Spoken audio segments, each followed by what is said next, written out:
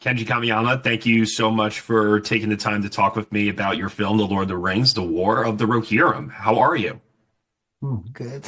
Thank you. Good. Glad to hear. I'd love to start off first because animation is such a arduous, tasking realm to work in. Throw out some numbers for me. How many people worked on this? How many man hours? What went into bringing this to life on the screen? トータルでのスタッフは僕も把握していなくてですね、あの So, in terms of the number of people involved in the making of this movie, I actually not really sure because there are nearly 100 people, the animator I had personally had a meeting with. But when I was looking at end credit, there are so many staff that each staff underneath each staff that I met. So, including everyone involved, I think it's something like close to 1,000 people, perhaps.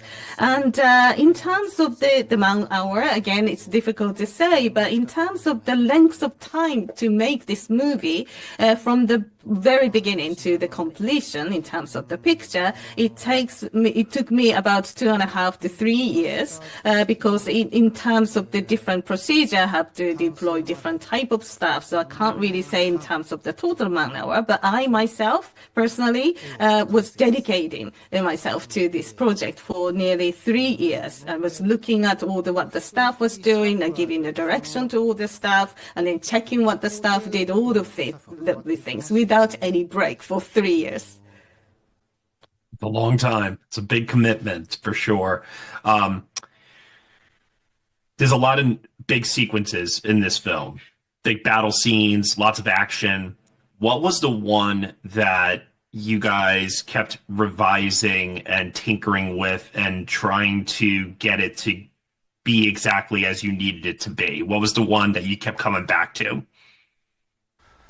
そうですね、手間が一番かかったのは、一回中盤に So the scene that it took the longest, I would say, is that halfway through the movie, there is a scene where the riders of the Rohan was facing over the river of the soldiers of Dunlendings. And that is something that we needed to have so many different layers, and then the different kind of movement of each character had to be adjusted. So that is something that I have to keep going back and checking to make sure all the movement are actually in sync. So that's what I think is the most time-consuming kind of scene that I would say. Yeah. You took inspiration, I know, from not just Peter Jackson's original Lord of the Rings trilogy, but also from the work of Hayao Miyazaki, Akira Kurosawa, and you injected your own style into this. Can you tell me a little bit about honoring what came before so that it feels familiar for fans, but also adding just enough unique elements to make it stand apart? そうですね、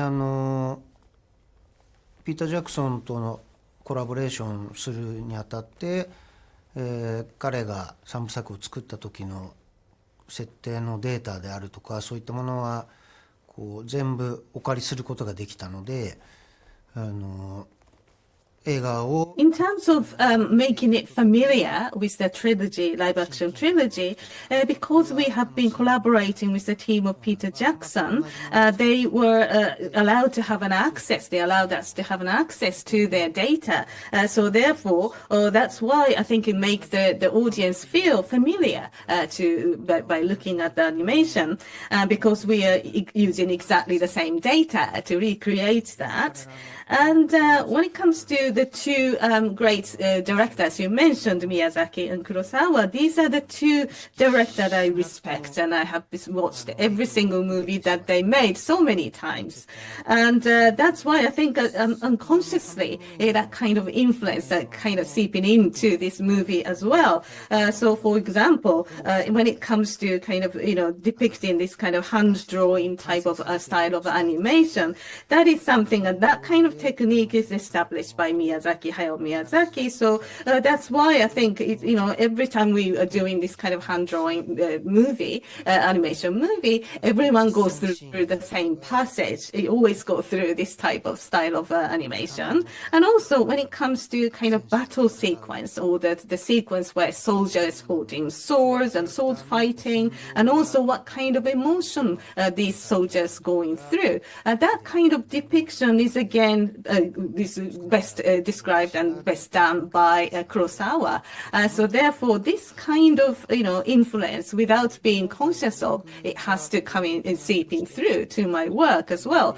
But when it comes to giving the originality as myself, I have over the years, over so many other movies that I have done in the past, I have been depicting women at war, the female soldier type of thing. But that's something I have done many times. So I didn't want them to just be strong soldiers, a strong female soldier, but also I wanted to depict that the way they grow, as a human being, fully formed human being. So that kind of coming of age type of element is something that I wanted to, that's something I have done in the past in my work, and I also again wanted to do that in this movie. So how do I realistically depict Hera as a character? That's something I was very conscious of, being something that is original to myself. Love it. Thank you so much, Kenji, for the time here. I just spoke with Philippa right before this, and she wanted me to just say to you before I go, when are you making the next one? どの映画とはもう次に何を撮ってるかってこと。次に何を撮りたいか、このロード・オブ・ザ・リング、次に何をやってくれるんですかっていうことだと思います。まだまだトールキンの原作がありますんでね。で今回はでも人間をたくさん描いたので。There's so many stories to be told in the world of Lord of the Rings, but because this time around we depicted the human story, so maybe something like Elf or Hobbit, something that we haven't done in the past, I'd love to do it if I get a chance. Well, we'll see. Thank you so much for your time once again, and thank you so much for this film, Kenji. Thank you so much.